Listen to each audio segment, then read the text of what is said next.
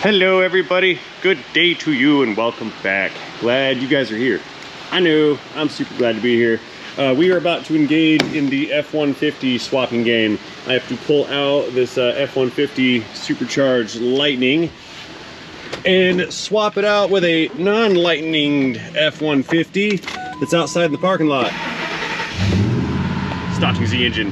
Now the Lightning outside, this is kind of gonna be a bit of a troublesome situation. I've made a video about this particular F150. Actually, I think I made two. I'll go ahead and leave links to those videos down in this video's description if you would like to visit them later on after this video.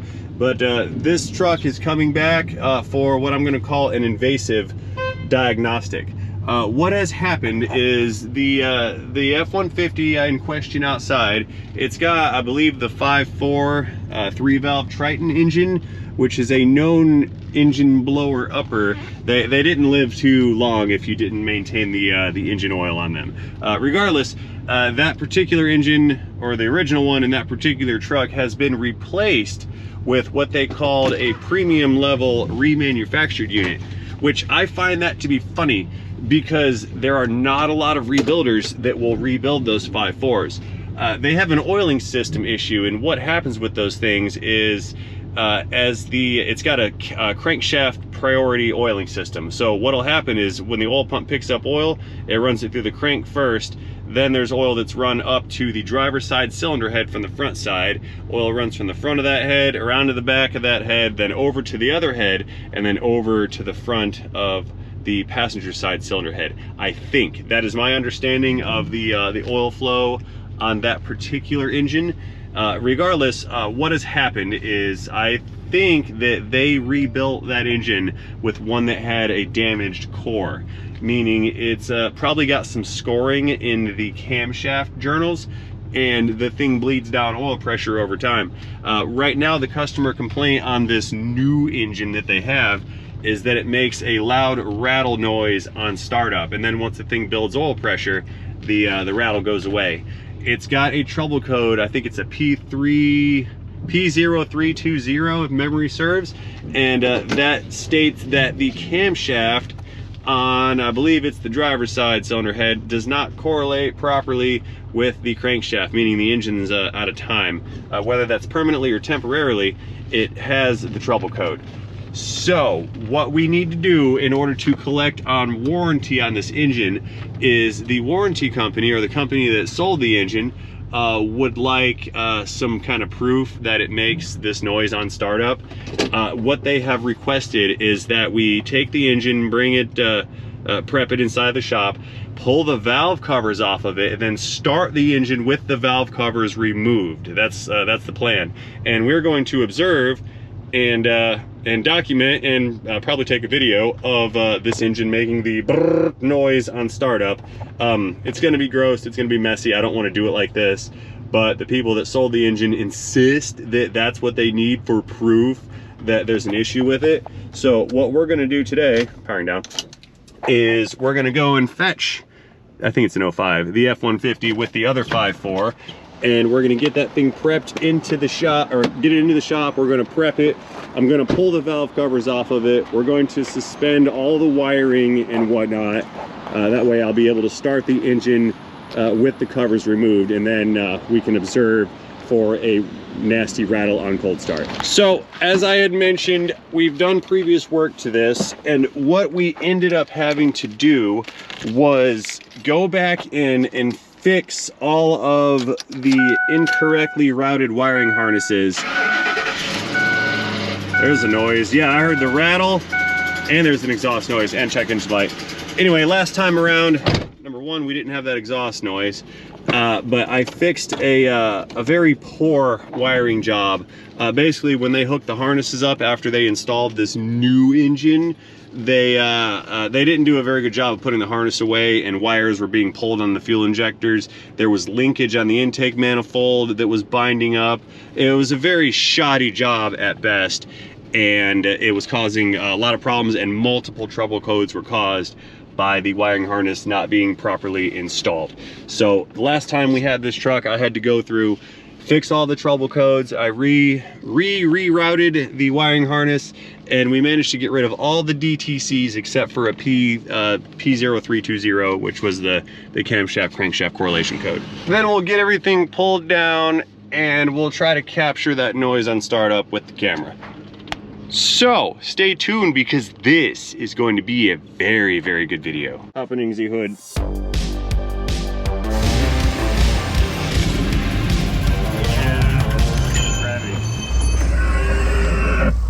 Oh, look who that guy is.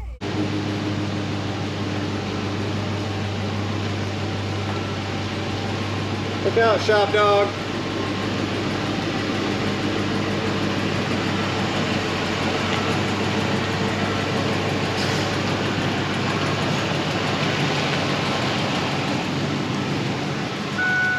All right, I think we're good right about here. Parking the auto, firing down.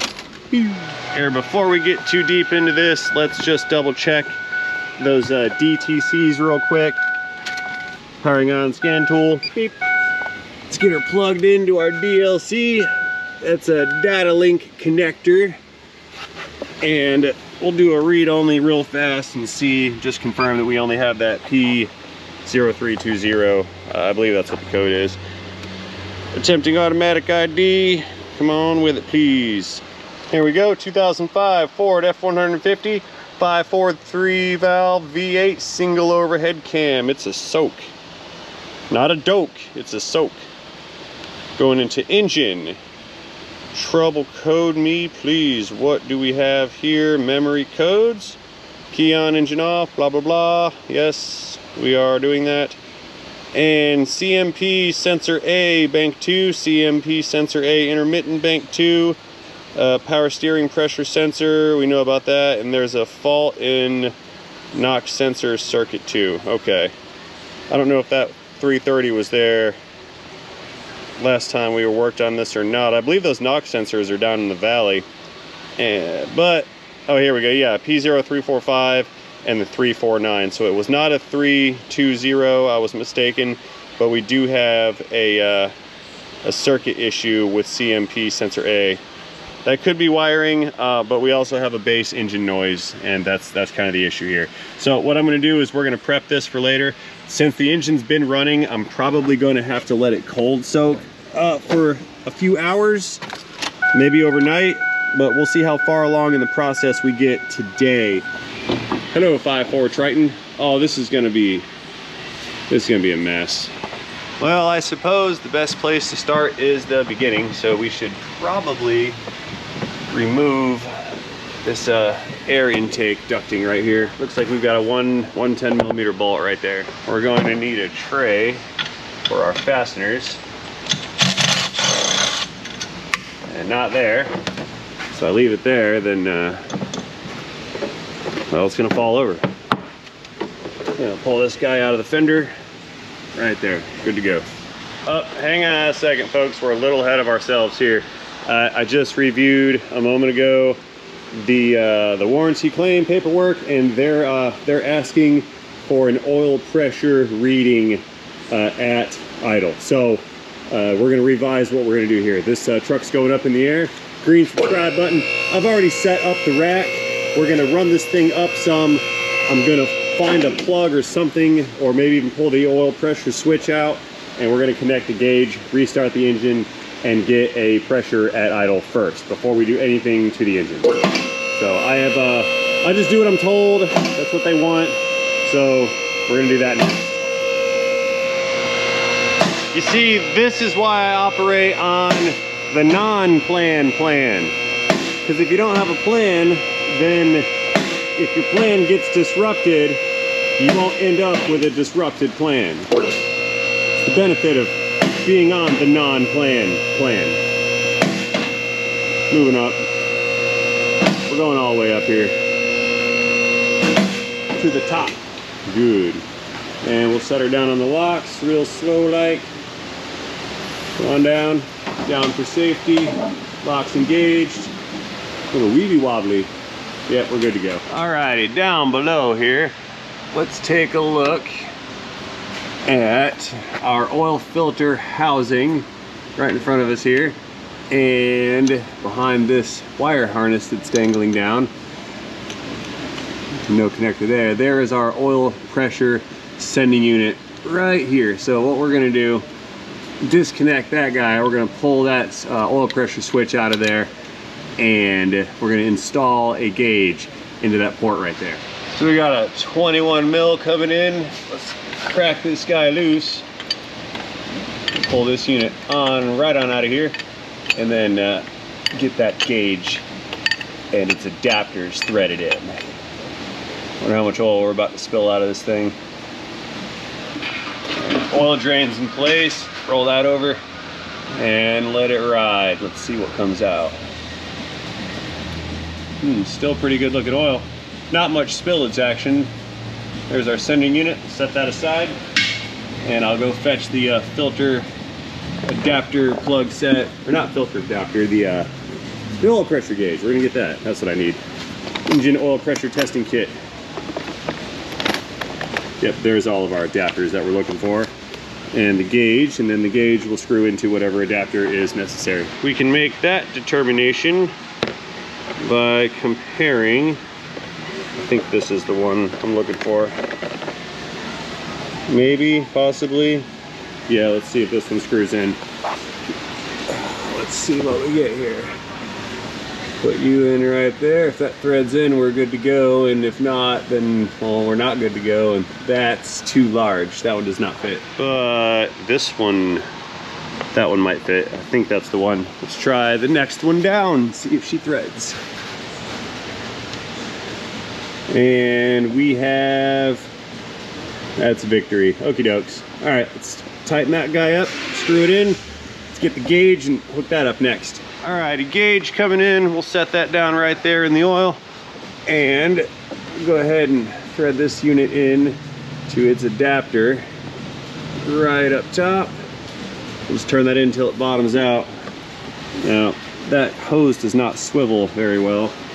So what I'll do is I'll just come over here and just twist it and twist it and twist it until it threads in all the way up here.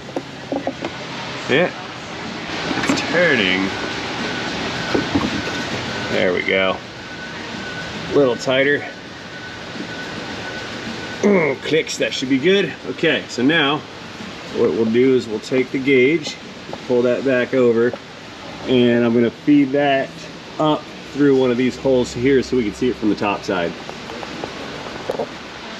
All right, let's go ahead and let this thing back down. Green subscribe button, that's what we do here. Lock release, and coming down slowly.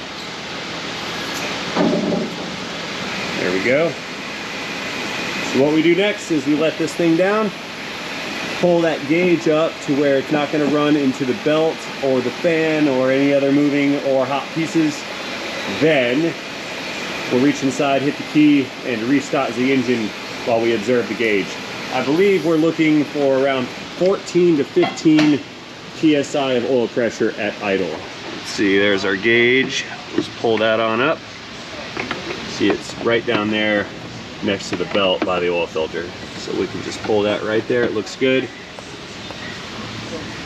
And let's go ahead and hit the key, restart the engine. Dave's gonna help us out. He's gonna key it on. Yeah, go ahead and fire it up, sir. Let's see what we get here. All right, we got plenty of oil pressure. That's not the noise in question, that's the exhaust leak.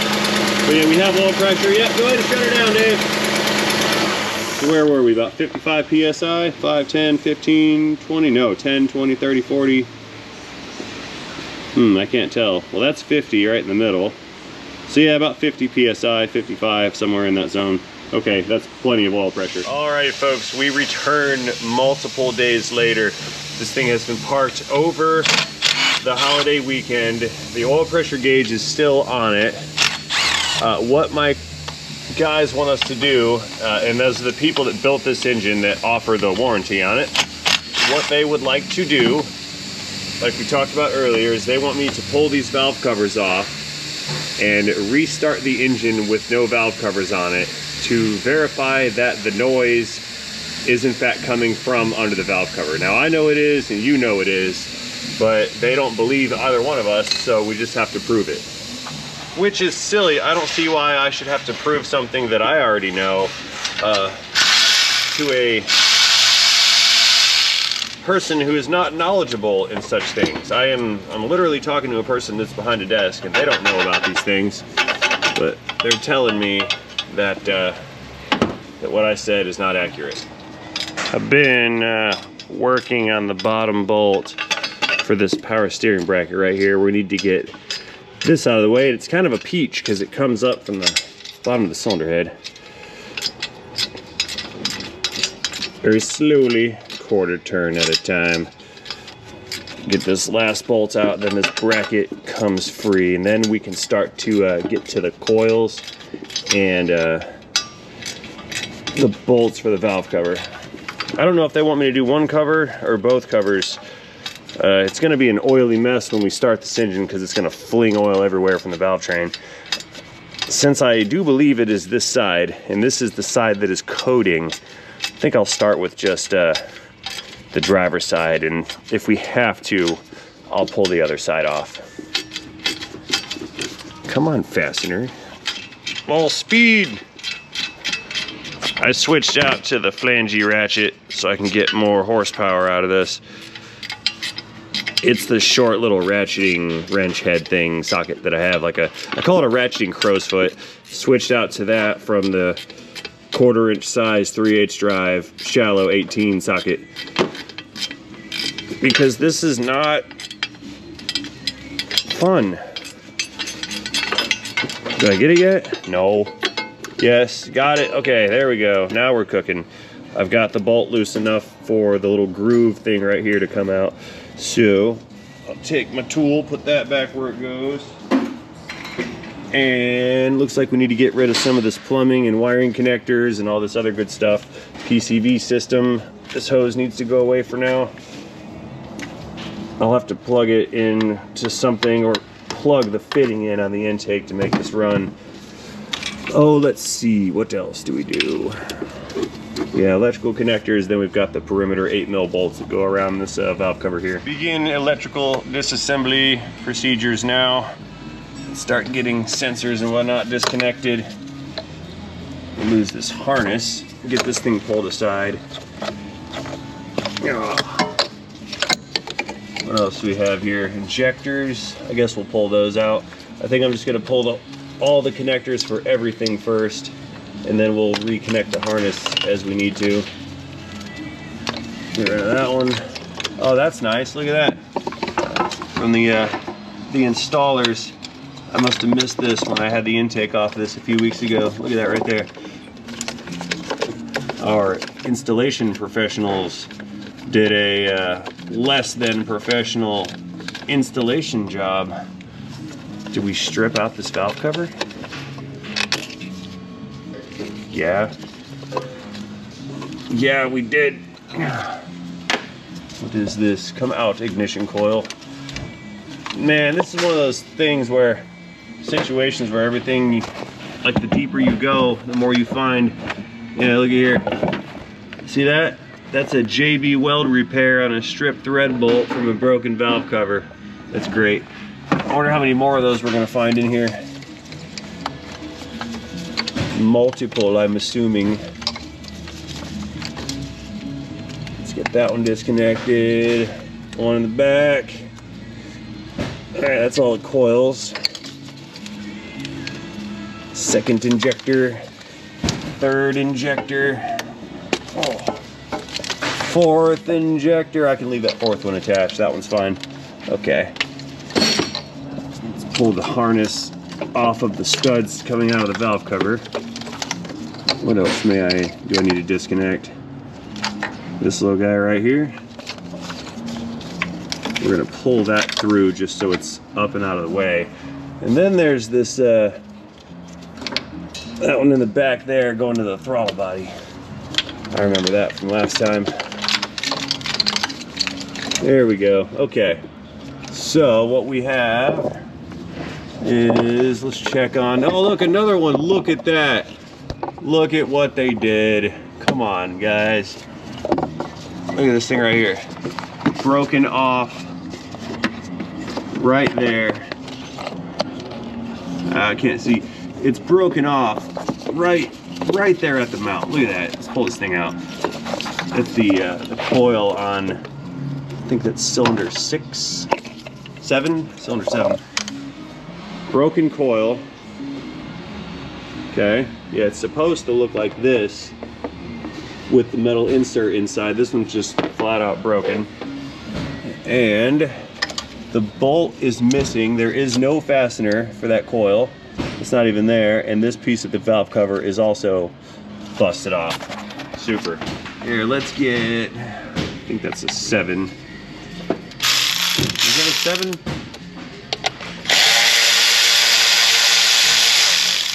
I don't remember. It is, yes, that's 7 millimeters. Ho ho ho ho! I set it down and then it fell down, and then I ripped through the space-time continuum, defeated the physics of the matrix, and then caught it in mid-flight. That was great. Anyway, there's our fastener. Here's a non-broken coil. Come out. It's stuck. There we go. Now some of these Fords used to auto-eject their ignition coils. What would happen on the, I think it was the 2 valves that did it, the earlier ones, the spark plug threads would fall out of them and it would fire the spark plug out of the cylinder head like a cannon. Naturally that would break the ignition coil and damage a few things, then the engine would misfire real bad, but it was a super common thing once upon a time. So let's get rid of that. Coil coming out. Okay, so I think I've got enough space to kind of maneuver around a little bit and remove this this cover here. Come out. There, that's that hose there. That's the hose that runs back for the vacuum source for the brake booster. We'll just kind of tuck this up and back over here, I think. Stay. Stay. Alrighty, 8 millimeter swivel socket coming in. We're gonna get all these perimeter bolts disconnected and we'll pull this cover off. That was tighter than I thought it should have been. Let's get that bottom one down there.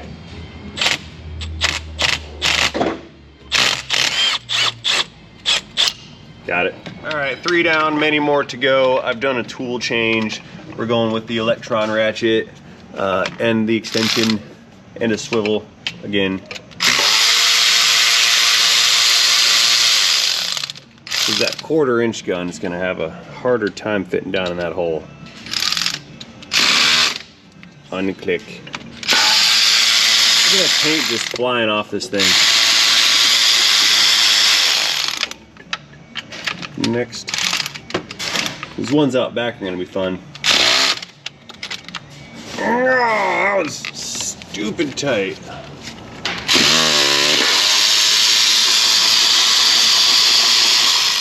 Tight enough to break my ratchet.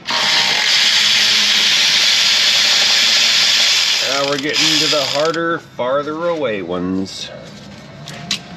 Need to lose that extension. We'll go in with just the socket. Missed it. Clicked it. Oh, come here.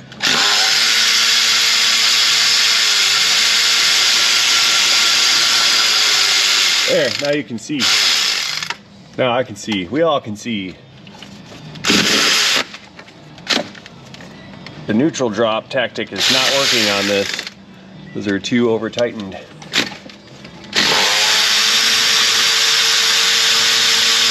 Now I don't know, is there one right in the middle? Sure is.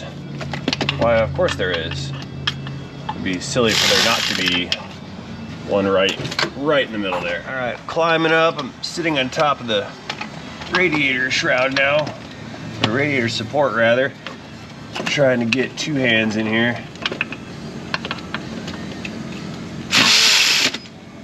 Wow, that one's stupid tight as well. That's fun. Ah, it came off.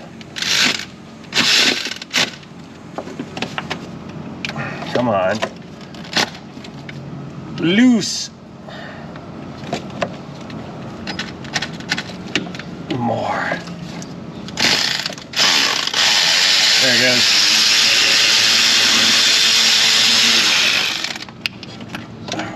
Okay, that's the back one. That's the hardest one, I think. Now we'll go the next farthest away one, or the next closest or one. You know what I meant? The next one. I cannot reach. Oh man, it's rat nest in here and I'm sliding off my radiator. Well, it's not my radiator, it's the customer's radiator. You know what I meant. It's not gonna work. I need an extension. Yeah, I just need that little bit of extra. Let's swap this guy in there and we'll extend our extension socket. Then maybe it'll reach a little better. It's this, there's an evap line in the way. That's my malfunction here. Unclick. There we go. We're cooking now.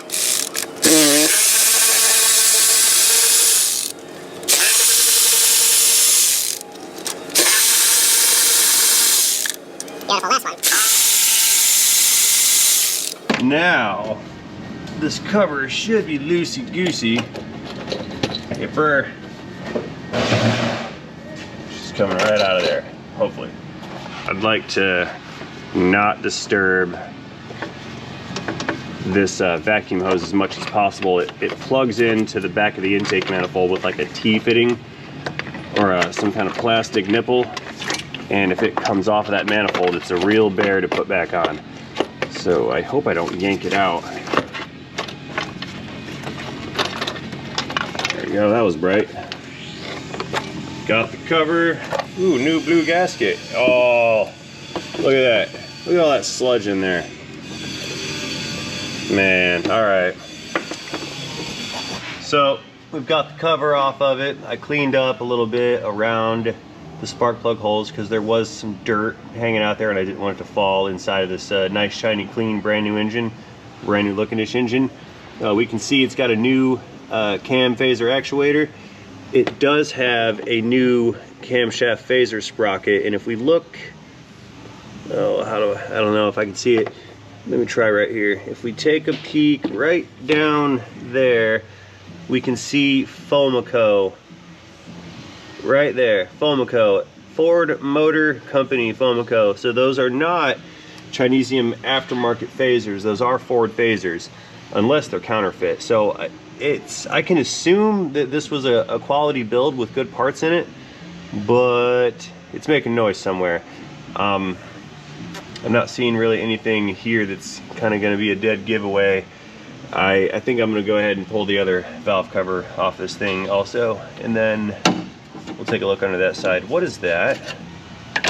What is that? What is that? Look at this. Look right here.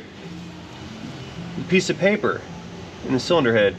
Look, there's the mark where the valve cover gasket goes, and this piece of paper is sitting right there.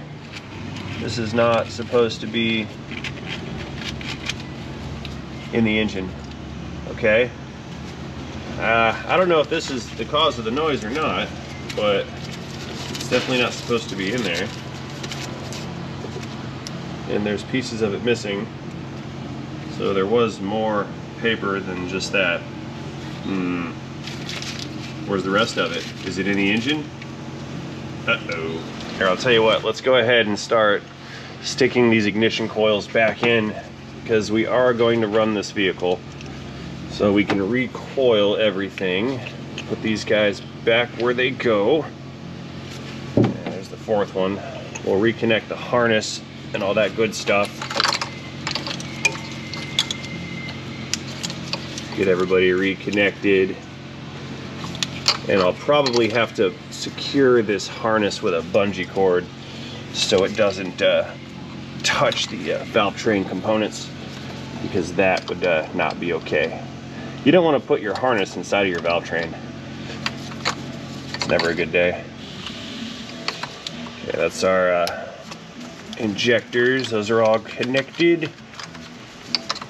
DPFE, get that connected. Or no, that's a FRP, fuel rail pressure sensor.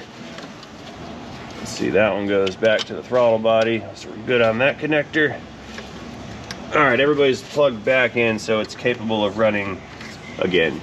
All right, same as the other side, I guess. We'll go ahead and start with the connectors. We'll do injectors.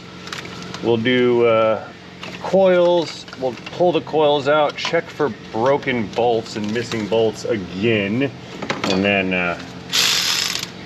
we'll get this cover pulled out of here and extracted. Oh, flashlights are all coming down. It's like a flashlight avalanche. 2 at the same time. That one there. 1 injector in the back. Number 4.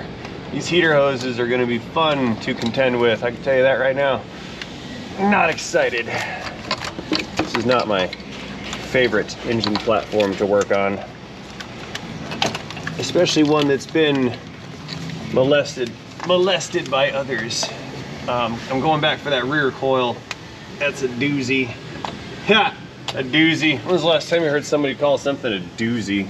That's great. All right, 7 mil coming in. Let's get the fasteners on the coils. I imagine half of them are loose and stripped and broken off. Let's find out.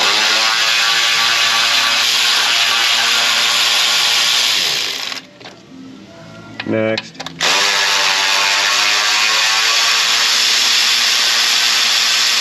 That felt kind of rough.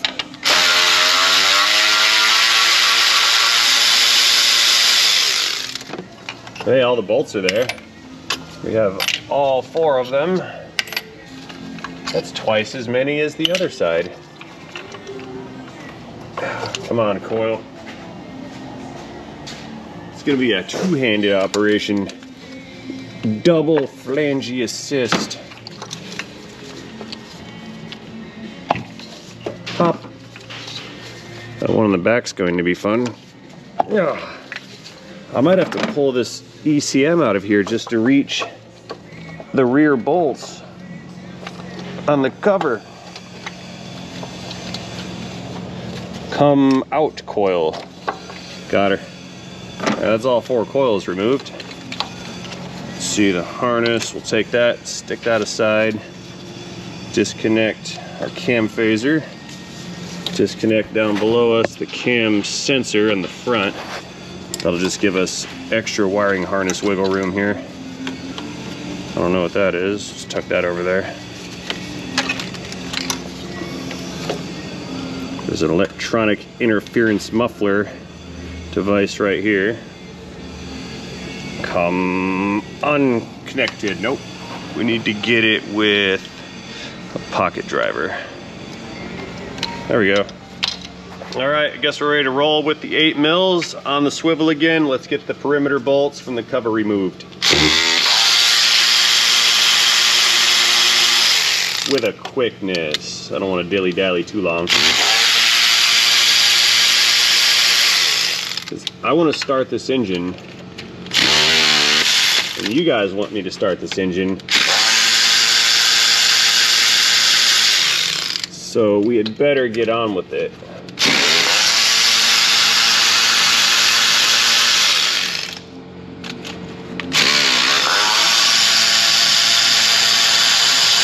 Getting deeper. Oh, that one's gonna be fun. I'm maneuvering the socket around a bunch of wires. Gotta get it just at the right angle for our dangle here. Got it. Unclick you. Oh no, I don't have enough throw. Now what do I do? I miscalculated that. Oh, that's in there too. Come on. Unclick. No, that thing's in there. I'll tell you what. Push it down. angle our swivel, and maybe that might have did it. Yep. Okay, now those ones in the back, those are gonna be super fun because we can barely see them. I think I'm going to have to probably pull this ECM out of here. That's how this is gonna have to go. I just cannot get the kind of access that I think I need back in there with this ECM in the way. So let's get this guy unbolted and removed. Maybe we'll have some more working space here. So right down there, there's one of these 10 mils and it's semi-captured by this battery box. Now I don't feel like pulling the battery out too. So we're gonna sneak this one out of here first while the ECM is secured to the bracket. Pull that guy out, and then we can zip the other three out with a quickness. You know, I say with a quickness, nothing about this job's gonna be quick. Like, we don't even have authorization to repair it yet. See, this is why technicians do not like dealing with warranty work in and out of the dealership, because it is not cost effective when you are a flat rate guy. And it's actually not cost effective kind of at all, because you have to waste time.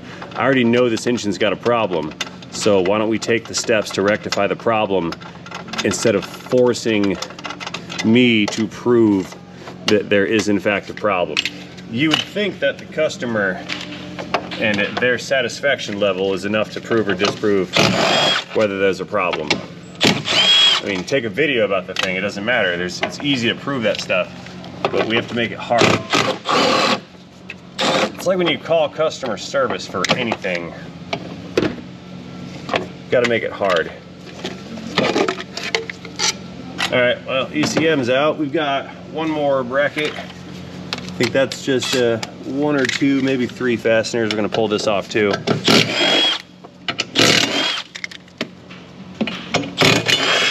And then I get to drop that down in the spark plug hole. That was cool. Magnet on a stick. Let's fetch that fastener. There it is. Good thing the spark plug was still in, otherwise that might have been harder to fetch. So anyway, now I think I can reach some more fasteners back there. Looks like this is all gonna happen by hand. I don't know if I can fit power tools down that hole. It's kind of a tight squeeze. You know, folks ask me, they're like, dude, how come you're always kind of in a good mood while you're at work or while you're wrenching on stuff? And people will comment, you know, I'd have been throwing wrenches across the building and cussing people out. Well, the reality is there was another ray, an evil ray, and I killed him. See, the problem is that kind of mentality. There we go. That mentality is cancerous, meaning once you adopt that mentality where you whine about all the stuff that is not right, you got to learn that the problem is nobody else cares. So you're whining and whining and whining all day, and nothing's gonna get done about it because, again, nobody cares. So then that'll make you more frustrated, and then you're whining more and complaining more, and again, there's still nobody cares. So it just compounds, and then you're an evil technician who's constantly complaining and upset and in a bad mood. Because number one, the job's already hard, and number two, the customers are already hard, and then number three, you got all these systems that make it even harder, and all you're trying to do is do the right thing, but nobody wants to do the right thing. And that's the problem, this whole business. And gravity, that's another problem. So here, this is a clear illustration about how frustrating this whole business can be. I'm over here spending 15 minutes sitting on top of that, bend over, trying to get that bolt on. And then as soon as I get it on, I drop it to the ground. And then hopefully it's, yeah, there it is. So now I've got to climb down. Oh, I can't even reach. Now I got to climb down off the truck, come around over here, fetch my tool, which means all that time that I just spent trying to set this up has become wasted. We're gonna go through the wheel well. And then I gotta come over here and do it again. So I'm gonna switch tactics. That's not going to really work, I don't think. I've got to get these other couple from the wheel well here, but that one in the back, I have to get that one from the back. So here, check it out. Yeah, sitting up here, making sure I don't scratch the guy's paint on the bumper. I'm trying to reach down in this hole thing to put this fastener back on, or socket back on rather. And then you got, in other shops, the stupid phone's ringing, then you got an advisor coming out asking you to do a quick oil change, and you're over here buried in something like this, and then somebody needs a quick code scan or something, or, you know, here, check my tire pressure. This is why we're always mad. 15 minutes later, got it. Oh, stupid. Alrighty, so I have fast forwarded through time some. I've pulled out the right front inner wheel well. It's over here, that's the fender liner. And I need to get access to 1, 2, 3, 4, 5 remaining fasteners. One of the problems here I've found is this dipstick tube. And this tube is bolted on to the rear of the cylinder head right back here. You guys see that right there? That's that big bolt is for the dipstick tube. So we're gonna sneak a 1/2-inch impact in here, and we're gonna bust that nut loose, unkick it, pull that guy out. It's a very large bolt for just a dipstick tube. Whatever. Anyway, so now that's kind of flopping around free-like. We'll set the fastener aside, and we can go in and get a hold of the remaining 5 8mm fasteners that are going to go to oh, what's it called? The cover right here. Let's see if I can't get the tool on there.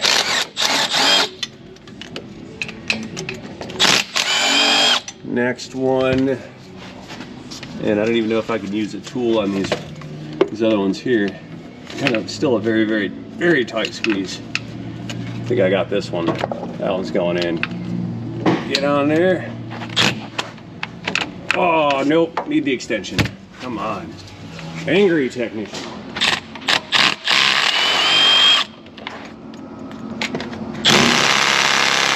Come on.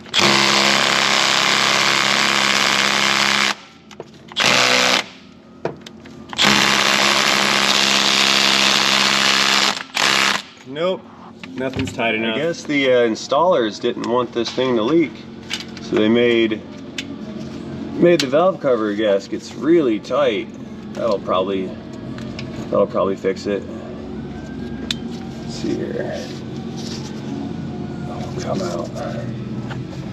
There is 0 space to play with. Turn. There it goes. Yeah, come on. Killing me, Smalls.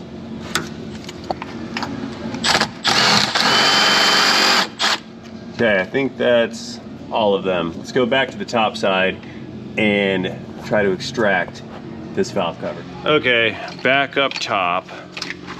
Let's fish these wires out of here best we can. Tuck those aside. And up, man, come on, I forgot one bolt right here in the front.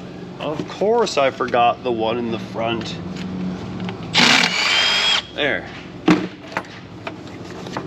All right, cover. Let's do this without a fuss. We've already had a fight going on here just to get this to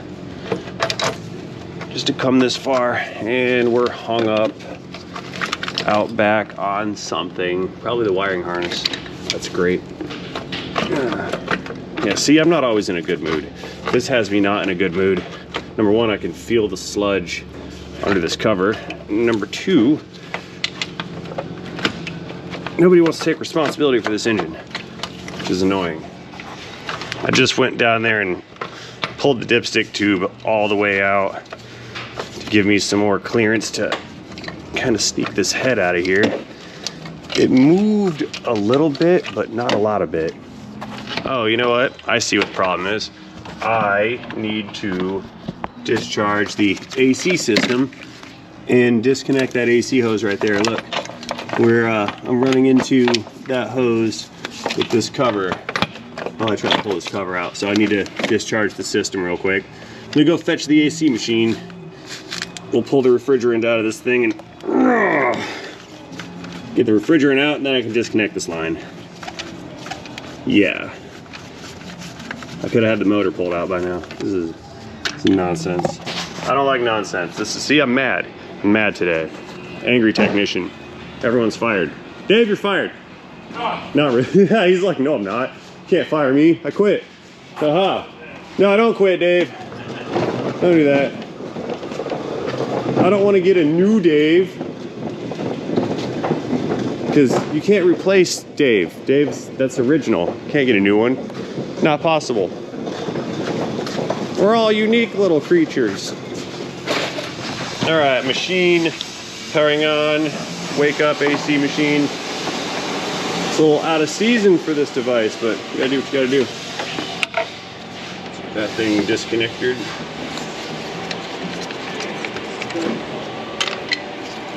Let's see, high side, throw that on there. Opening.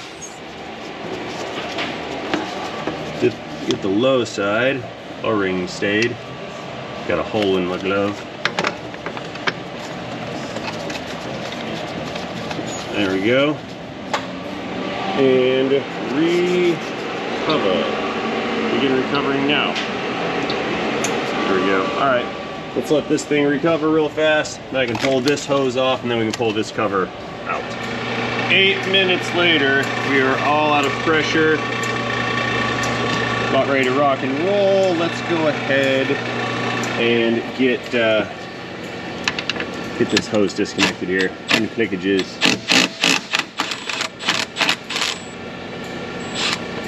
I knew this side was going to be harder than the other front side, or the right side. You know what I'm talking about. Okay, we do not need this connector anymore. Let's go ahead and pull that off. Disconnected. Let's pause the machine, because that's done. This connector can go away as well.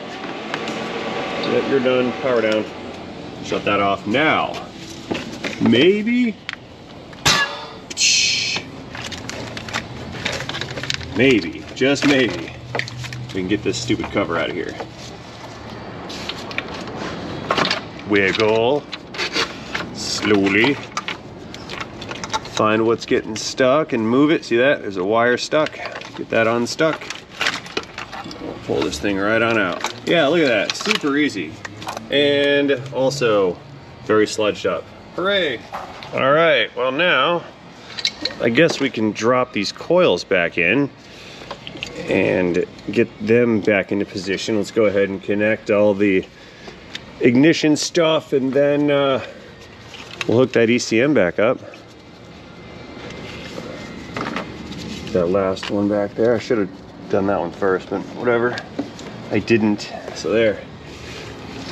Let's see here. Injectors getting connected, and then coils.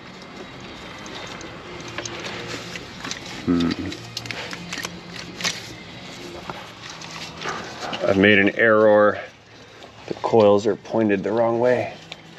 And because of that, the connectors don't want to reach. Let me flip these guys around. Just spin them 180. There. Let's try this again. Let's get all these guys reconnected.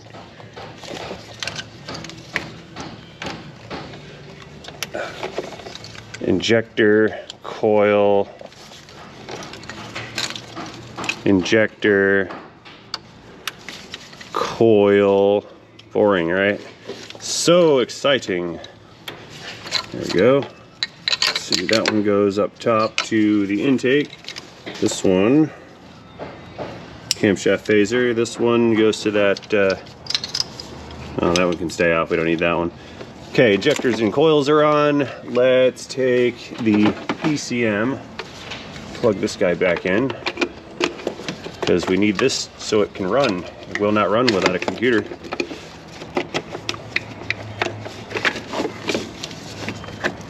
Where's that third connector that I used to have once upon a time? There it is. Over there hanging out. Plug that guy in, and then this one goes back near the throttle body on the intake. Clip that one on. Okay, so now I just need to plug up that vacuum hose and then the one on the other side. And I suppose after we hook the battery back up, we can fire this engine up and see what it's going to do. I'm not sure what they expect to achieve out of this, the manufacturer people, but I just do what I'm told. Yay! Let's reconnect the battery. Bzzz. Couple clicks on that. There we go. Battery's back. Okay, final inspection. Everything is plugged in. 4 injectors, 4 coils, no valve cover. We've got a plug on that vacuum line. There's a plug in that vacuum line right there. This vacuum line's been reattached to the booster. Again, everything's plugged in on this side, no cover, and the ECM is connected. So let's fire this thing up and see what happens.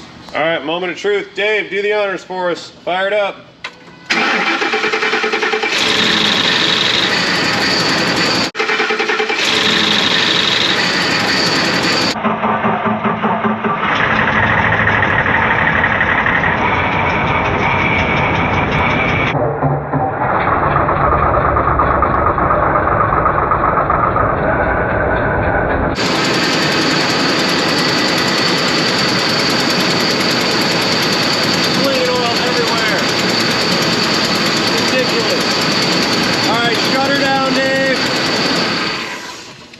Okay, it was this side making noise. Are you happy, warranty company people? Are you happy with what you've done here? This is what you made me do.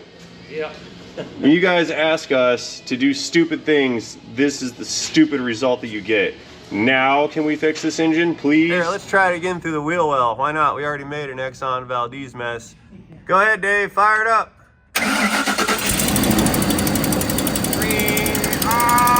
Shut her down. It's leaking.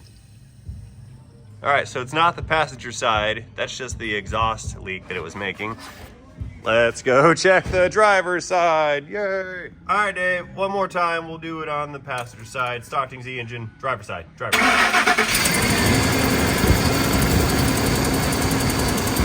Yeah, all right. Saw a bunch of oil flinging out right there. Wonder if that was normal or not normal. See that right there dripping? Let's look at that other side. Thank you, Dave. Let's see if this side over here. Yeah, it pulls up and drips right there as well. See that? Right in there, yep. Okay, real quick, let's do one more and I'm gonna watch this side of the cylinder head behind the cam gear and see if oil starts to pour out here like it did on the other side. All right, Dave, go ahead, buddy.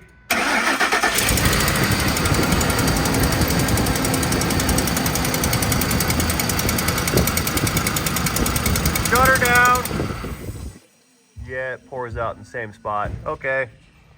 Inconclusive results except for exhaust noise, phaser, rattle noise over here. Right over there. All right, everybody, I've done what I'm told. I found what I was supposed to find, I guess. I confirmed that the rattle was on the driver's side. I already knew that, but you know, we had to prove it to ourselves. I also found some engine paper. I'm pretty sure there's more engine paper somewhere, so who knows what they're gonna have us do next. At this point, I'm at the mercy of the people that built this engine and their warranty protocol, so I need to submit my findings to them, and then they're going to tell me what they want me to do on this engine next, because I just do what I'm told. So having said all that, guys, I have nothing more to offer you on this particular 5.4 at this time, other than an oil splashed Exxon Valdez pointless waste of time mess, which I don't think we had to do any of this, but you know, it's not my call. So let me know what you guys think about this situation in the comment section down below. Do not forget to tap that like and subscribe button while you're down there. And most importantly, have yourselves a fantastic day. See you guys later. End of video, end of Ford, end of 543 valve, end of warranty job for now, end of transmission.